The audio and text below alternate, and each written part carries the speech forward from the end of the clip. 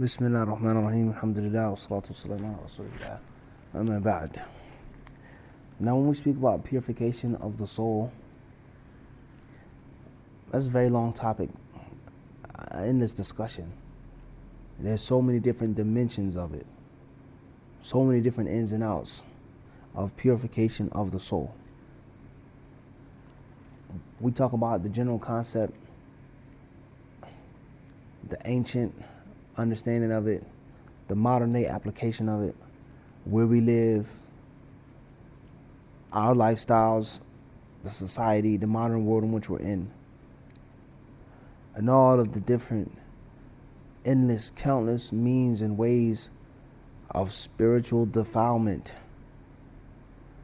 Before we even get into, as we said, the ancient understanding and the old problems with the soul and the human being, the Muslims battle against dirt and filth that will fall upon his soul. 100 years ago, it existed. 200-300 years ago, it existed. 1,000 years ago, it existed. At the time of our beloved Prophet Muhammad sallallahu alaihi wasallam, it existed. Before then, it existed. The time of the prophets and the messengers, it always existed. From the original creation of Adam, our forefather, alayhi salatu wasalam. Let alone in 2018, the world of the internet, of instant gratification, the times in which we live, in which the world has become small, relatively, of course, relatively speaking, in which you can travel from one side of the globe to the next in a day or two, if that, half a day. You're from the Western Hemisphere to the Eastern Hemisphere. You're in the Middle East in less than a day. You can be in the Far East in a day's time. And the lack of many people having values, the proper akhlaq, basic general things are totally void. The people have become void of them. Even among the kuffar, things that were unheard of, unfathomable 50 years ago, 25 years ago, 75 years ago, 100 years ago in this country are now normal, everyday practices. And if you say something or feel a way or respond or act a way, you're old-fashioned, you're outdated, you're stuck in the past, you're this and you're that, this terminology, so on and so forth. All right, let alone the old things, the ancient things with regards to the soul and its need to be cleansed and its need to remain clean. All right, two aspects of purifying the soul: washing it and then keeping it clean. You take a shower, but then you go and you get on a treadmill, you jump rope, you jog, you run, and you sweat. Or you go and you play outside. You go and play in the dirt. You get dusty and dirty. You just washed up. You just took a shower. Just put on deodorant. Just put on perfume. You just put on lotion. You just cleaned yourself up, perfumed yourself. Now you go back and you make yourself dirty again. So washing is the first step. Cleaning, perfuming. Then keeping yourself clean. Keeping yourself dry. Wahakala. So it's literally an endless discussion. All right? And there are endless dimensions of it. And there are countless different things today that are all a means of spiritual defilement that the Muslim has to be aware of, specifically and generally. All right? The general points and the specific things which are relative and comparative from person to person, time to time, place to place. The general concept of defilement of the soul and its purification, every Muslim has to learn about. And then the specifics with regards to what you have to deal with in your lifestyle. You come across this type of people, or this person, or these people, or this act, or this practice. That's a different story. I don't deal with those people. I don't encounter this act. I don't have to deal with this substance. So I don't have to worry about that specifically. My time, my attention, my energy can be used elsewhere. But for you, you have to deal with it. But everyone has to understand the general principles. From the things or from the dimensions of purification of the soul, a thing which can defile the soul from the beginning or prevent it from becoming clean in the future or keep it in a state of defilement is that which is called haste. Haste, that's what we want to speak about today. Al-ajala, al-isti'ajal, haste. Now, haste in itself, as we said, is a means of defiling the soul. A person is hasty, so he drinks. A woman is hasty, so she fornicates or commits adultery. A man is hasty, so he gambles. A woman is hasty, so she takes a loan of riba. Wahakada. Haste in itself is a means of getting dirty spiritually. And also haste is a means of prevention of cleaning the soul. Or you getting right back into your dirt. Meaning the process of purification, the process of scrubbing and washing takes time. It doesn't happen overnight. It doesn't happen in a jiff, as we say. It doesn't happen like that. There is no instant cut on the light and then my soul is clean and purified and that's it. I've reached the level khalas. There's no week crash course. There is no month. No, it's an eternal process. It is continual until you die.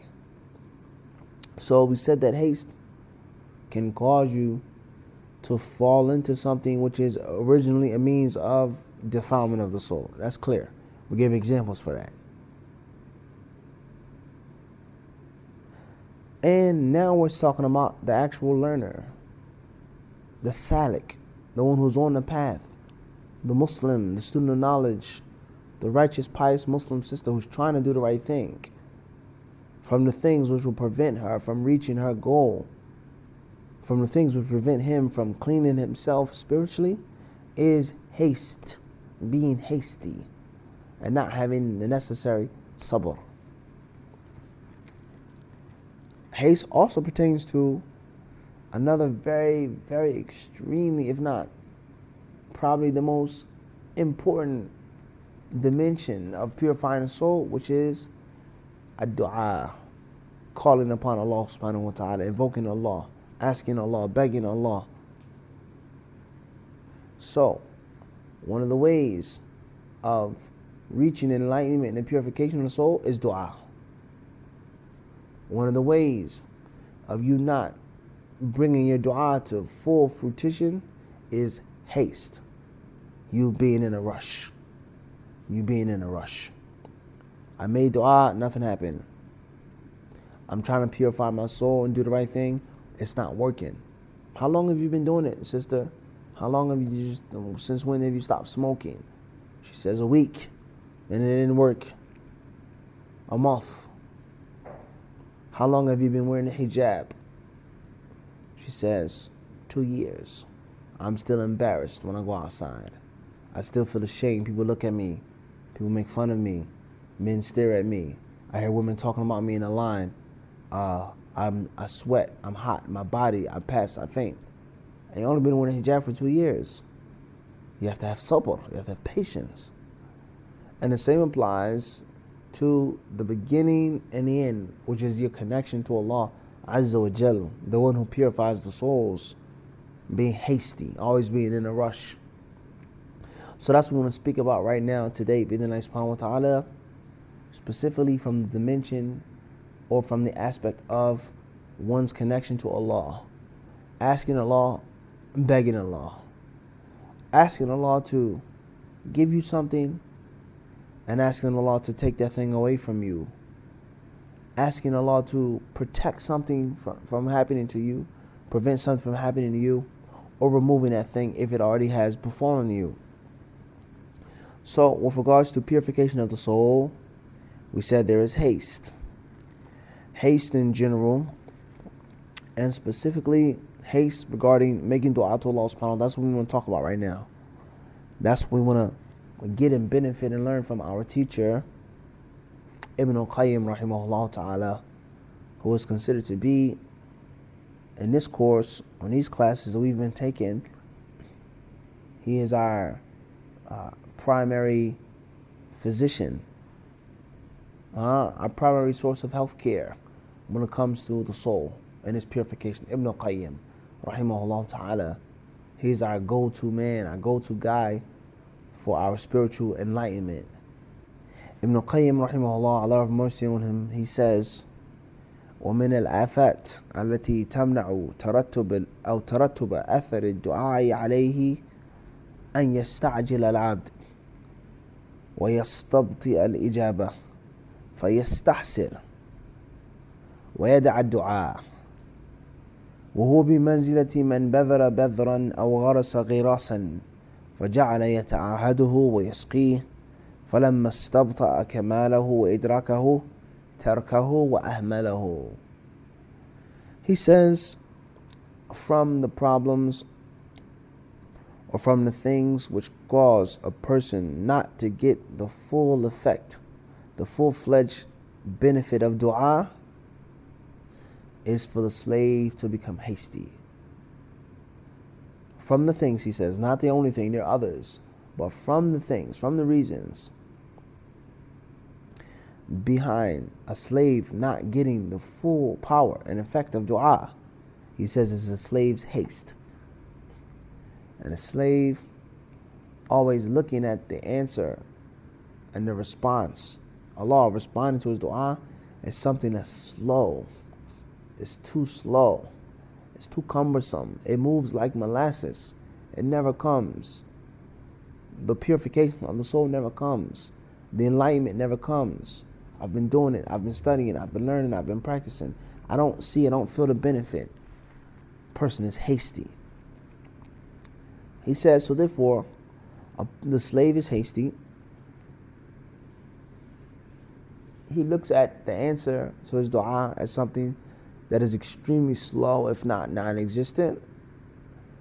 And then afterwards, the slave becomes frustrated, exhausted, worn out, tired. The slave becomes in a state of depression, a spiritual rut, a mental rut. And then afterwards, last but not least, the final product is, he says, he abandons dua. That's it. Khalas. He gives up. He quits. He quits. And this is also applicable to anything else. With regards to studying, reading Arabic, reading Quran, with regards to wearing the hijab, anything else that you're trying to set out and do. Is being hasty. The fruits are slow. A person now becomes frustrated and upset. And the final step is to abandon it. Leave it alone. Alright? He says, the one who does this is like a farmer. It's like one who sows seeds. One who plants a tree or a bush, a shrub, vineyard, whatever. And the person, they look after the tree, they look after the crops, the agriculture, whatever the case may be.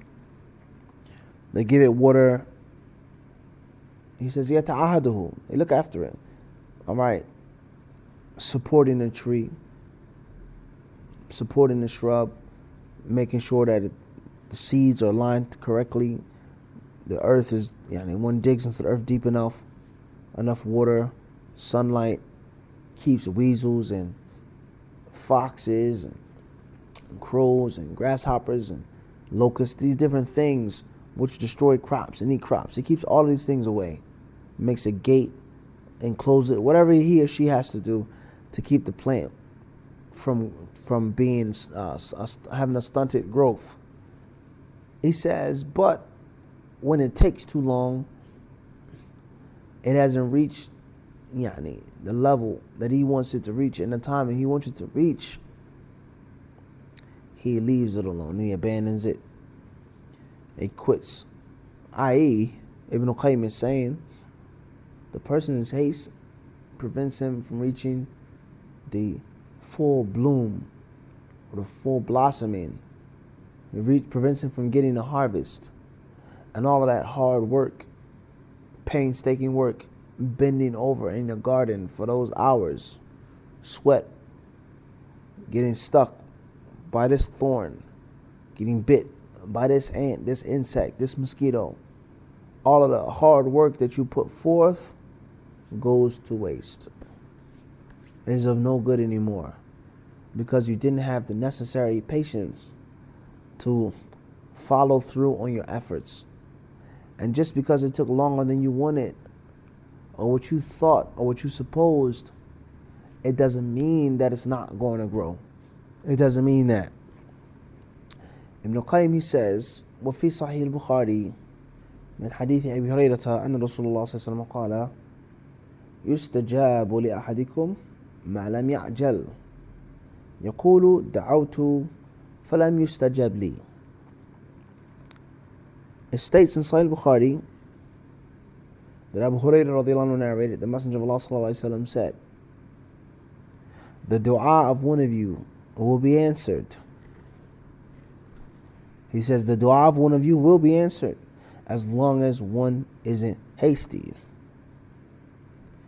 Yaqulu, the Prophet says, an example of this haste is one to say, Da'awtu, I called upon Allah, I made dua, falam yustajab li. No dua, no answer was given to me. No answer was given to me. وفي صحيح مسلم عنه لا يزال يستجاب للعبد ما لم يدعو بإثم أو قطيعة رحم ما لم يستعجل. قيل يا رسول الله وما الاستعجال؟ قال يقول قد دعوت وقد دعوت فلم أرى يستجيب لي فيستحسر عند ذلك ويدع الدعاء. It states in Sahih Muslim, also narrated from Abu Hurairah radiallahu anhu, hadith says, the slave's dua will be answered as long as he doesn't invoke Allah with something that's negative and nasty. He says, ithm, a sin, something ugly, haram, unlawful, a means of vice, aw qati'ati rahim, or severing the ties of kin, making dua against someone to be split up and separated, etc. As long as one doesn't be hasty, doesn't become hasty. The dua will be answered for one of you. It will continue to be answered as long as one isn't hasty, and as long as one doesn't make a nasty dua, a dua which is negative and nasty. They said, O Messenger of Allah, how can a person be hasty when he makes dua? How can one be hasty with Allah, asking Allah? He says the person's haste is manifested in the statement of one who says, قَدْ دَعَوْتْ, I made dua, قَدْ دَعَوْتْ, I made dua, and I didn't see that my dua was answered. When that happens, it says, فَيَسْتَحْسِرْ, a person becomes upset, a person becomes frustrated, and then what? He leaves off the dua. He leaves off the dua. وفي مسند أحمد من حديث أنس قال قال رسول الله صلى الله عليه وسلم لا يزال العبد بخير ما لم يستعجل. قالوا يا رسول الله كيف يستعجل؟ قال يقول قد دعوت ربي فلم يستجب لي.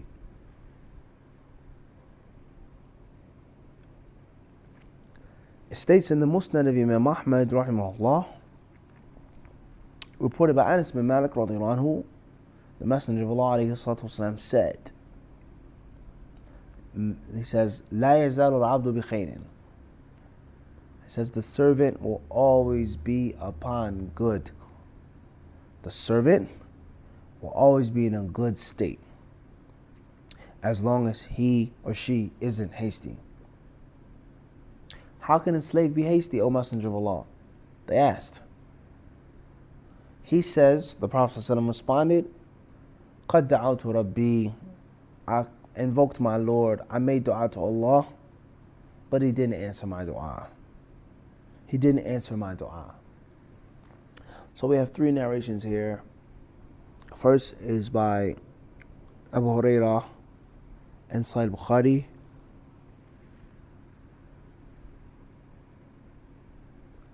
The second is by Abu Hurairah and Sahih Muslim.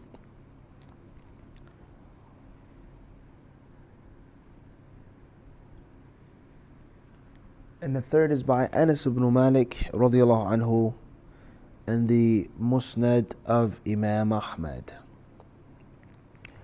All three narrations give us one thing, one main lesson, and that is the obligation of being patient when we pray to Allah subhanahu wa ta'ala.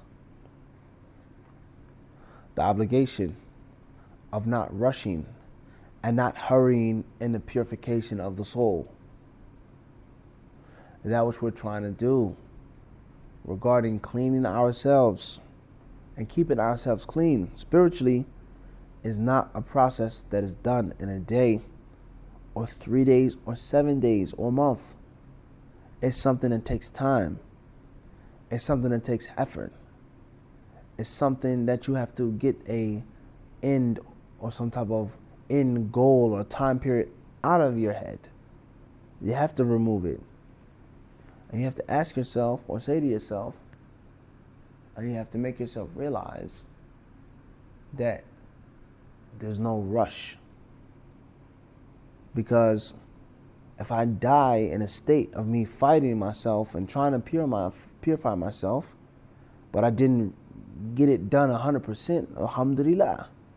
I died in a state of jihad. I died in a state of tawbah. I died in a state of regret for the sins that I made. I died turning towards Allah subhanahu wa ta'ala. Dying on the path. You reaching a goal, you may reach it, you may not reach it. You may reach the finish line, you may not reach the finish line. You die in the path.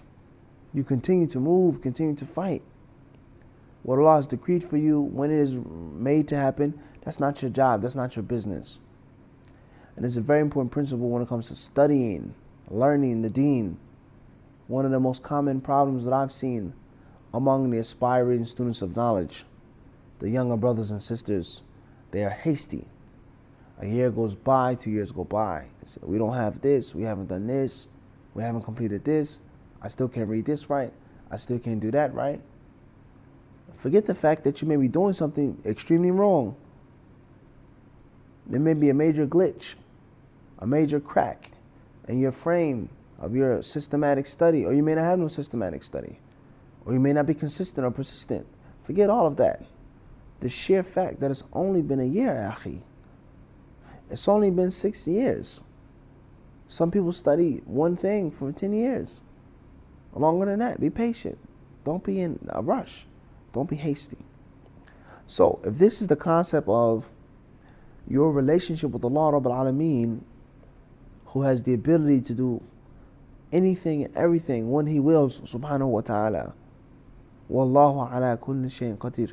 Inna Allah ala kulli shayin qadir.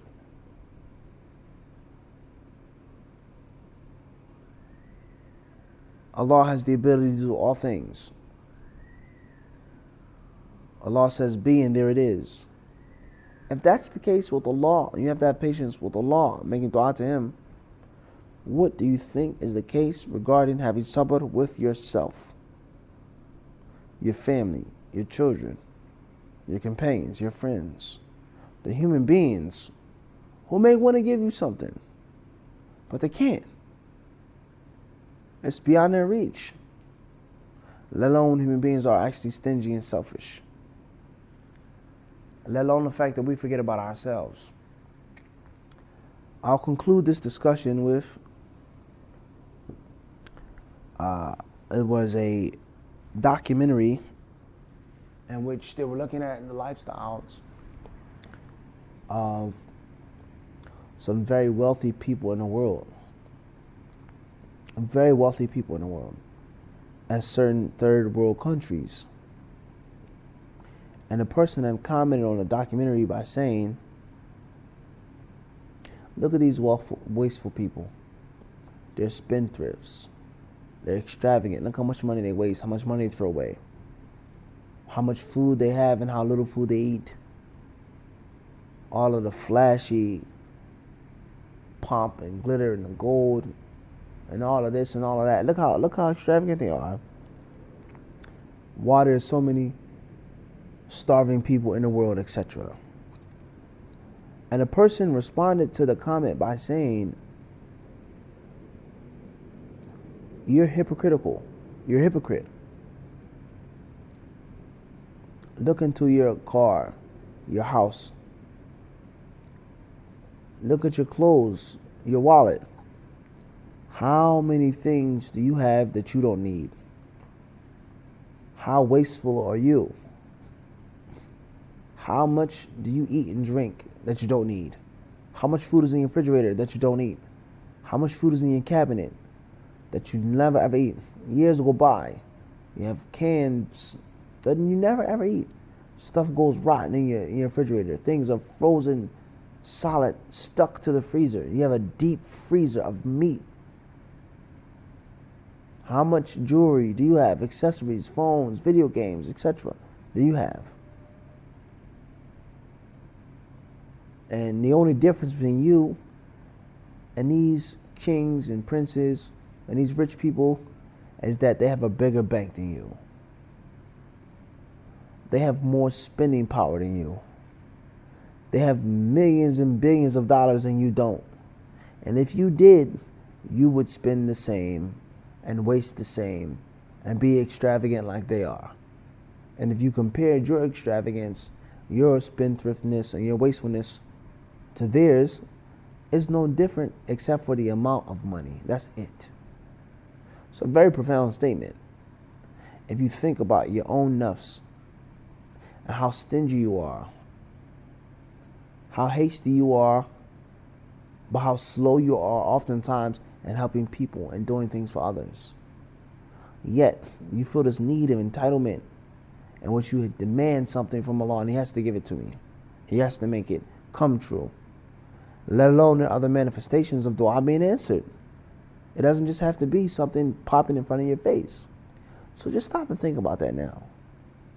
And as another one said in an interview, he was asked about rich people, 90% of the world's wealth contained by 10% of the world's population. Instead of condemning and repudiating the wealthy people, well, that's a discussion in itself, long discussion. We're not saying that it's right for those people to spend and waste money like that. No, we're just making a point. He said, I don't feel sorry for poor people. He says, I used to, but not anymore. He says, because when poor people get rich, when they get money, they do the same as the rich people did. When people are bullied and oppressed, when they reach power and authority, they become tyrants. And they oppress others. And they do the same crimes to people that were done to them. He says, so I have no sorrow for them.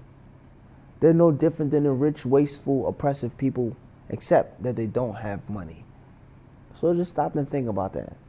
When it comes to the purification of the nafs, the things that you do to others, yet you demand something instantly from Allah. Just stop and think about that. This is food for thought for us all. Not to be hasty, to be patient, to trust Allah Azza wa Jal, and to believe in His promise, that is true promise. And from the promises that Allah Azza wa Jal says, وَقَالَ رَبُّكُمُ ادْعُونِي أَسْتَجِبْ لَكُمْ. And your Lord, Allah, He says, call on me, أَسْتَجِبْ لَكُمْ. I will answer your dua. I will answer your dua. So we ask Allah subhanahu wa ta'ala to allow us to have pure souls, and to give us the strength and the courage and the perseverance to make this continual fight for tazkiyat an-nafs, Allah subhanahu wa ta'ala knows best. Walhamdulillahi rabbil alameen.